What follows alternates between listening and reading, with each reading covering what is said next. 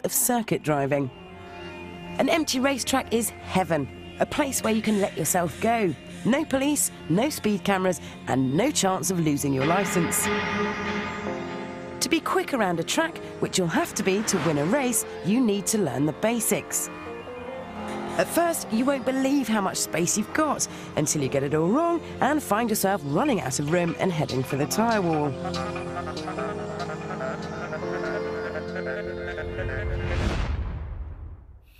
As you'll no doubt find out, the basic laws of physics apply to all cars, which you have to understand and harness to your best advantage.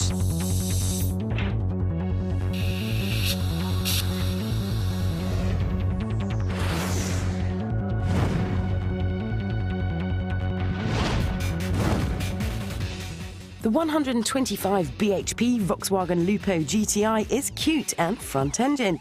It's light but doesn't have neck-breaking horsepower. Because it's not that fast, you'll be tempted to chuck it around and have fun. It's a giggle, but not the fastest way to drive. Chill out and make use of the power that you've got.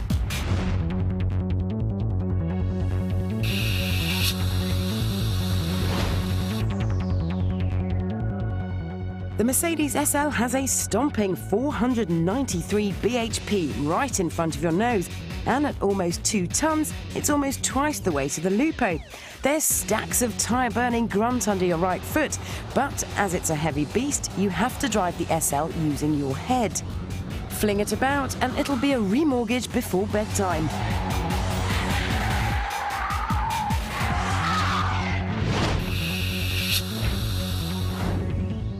The Lotus Elise only has 118 bhp, which doesn't sound like enough power for a trip down to the shops, but then it weighs just 725 kilograms, about the same as a shopping trolley. It's mid-engined, which gives it excellent balance and fantastic steering, but it's short, which makes it easy to spin, so if you do get into trouble, you'll need lightning reactions to pull it back.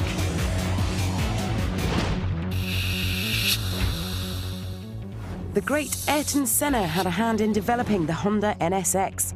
Honed from aluminium for low weight and powered by a 3.2-litre V6 with 276 bhp mounted behind your head, the NSX revs all the way to 9,000 RPM and sounds fantastic.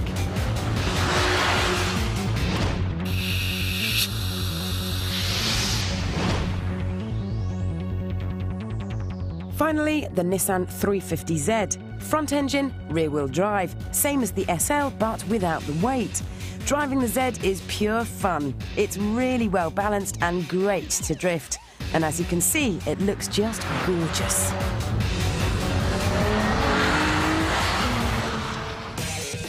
When you first go on a racetrack, you'll only be thinking about driving fast and wowing your mates with a quick lap time. Typically, you'll be driving like this, with big swings of the steering wheel and frantic movements trying to keep it all together in the belief that you're laying down a fast lap. Big mistake. Just concentrate on driving smoothly and you'll start improving your lap time without even realizing it. This is what you should be aiming for. Our pro driver has now calmed down and is getting it right. It could be your granddad on his way to the shops to pick up a paper. No sudden movements, no drama, and it's fast. So, be smooth. It's as simple as pouring a pint.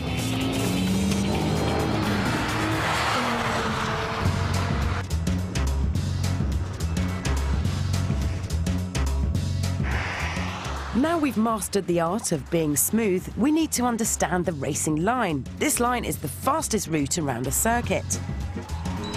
When a racing driver talks about learning a circuit, he means that he's working out where the natural line runs.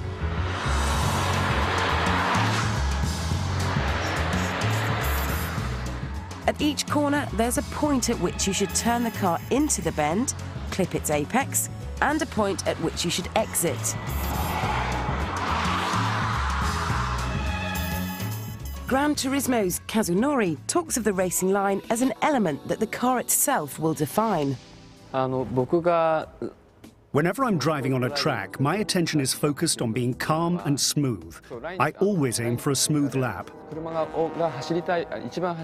The secret of driving fast is to let the car go the way it wants to, not to fight it.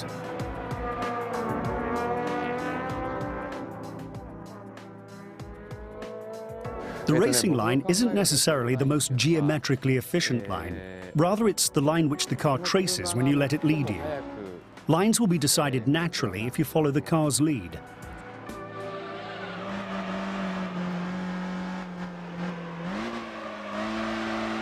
A fast lap isn't about going flat out everywhere. There will be times when you need to go slowly in one section so that you can be quick in another. This is what Driving Test 4 teaches you in Prologue. Here on the real racetrack, it's exactly the same. Master the test in Gran Turismo, and you'll master it in real life. The most important thing is to be on the throttle as soon as you exit the corner. The quicker you're back on the gas, the faster you'll be on the straight. Racing school instructors call this slow in, fast out.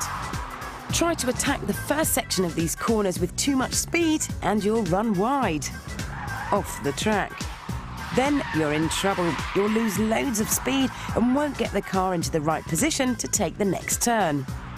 The end result being you've lost loads of time. The whole lap is ruined, and all because you were too fast in the wrong place at the wrong time.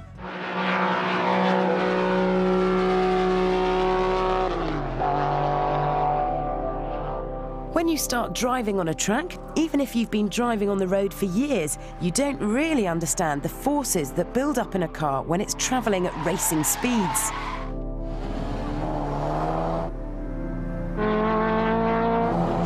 The energy which a car creates when travelling at speed can easily push you off the track, as the lads from Polyphony are finding out.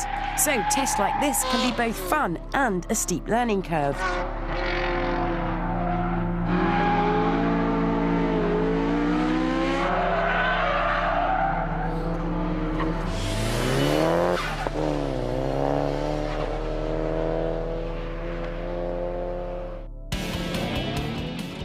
Once you've understood these forces, they can be made to work in your favour, and that's just what the slalom test is all about. The objective here is to drive through the course in the quickest time without hitting any cones. It looks simple and not very relevant to fast driving, but if you think that, you're very wrong.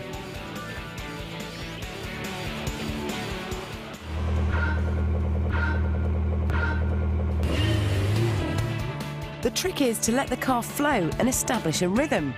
As you can see, to do this, the driver lifts off the throttle as he rounds the cones. Then he's back on the throttle to the next row of cones. Lifting the throttle pitches the car's weight forward and helps the turn. From the outside, the car's movement should have all the grace of a champion slalom skier.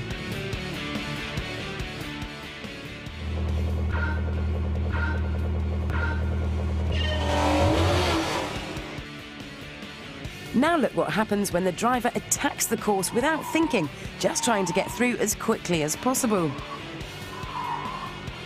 The car gets out of shape and he's lost his rhythm. But, worst of all, it's taken him 50% longer to complete the course.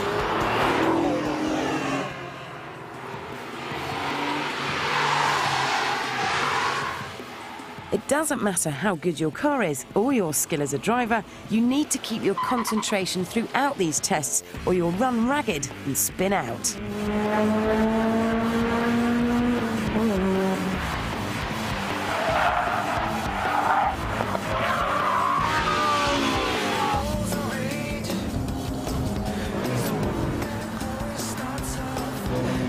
Even Kazunori in the awesome Mitsubishi Evo 8 with permanent four-wheel drive finds a slalom can catch him out.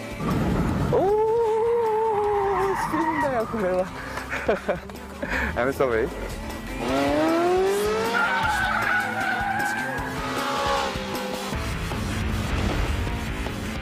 This is really like a dream. I'm getting to drive the cars that I read about in magazines, the ones that I can't afford personally, but then here I am actually in the driver's seat and being able to to take it out and really extract the full performance out of these vehicles that you really can't do out in the public without being fined huge amounts of money and having your license taken away.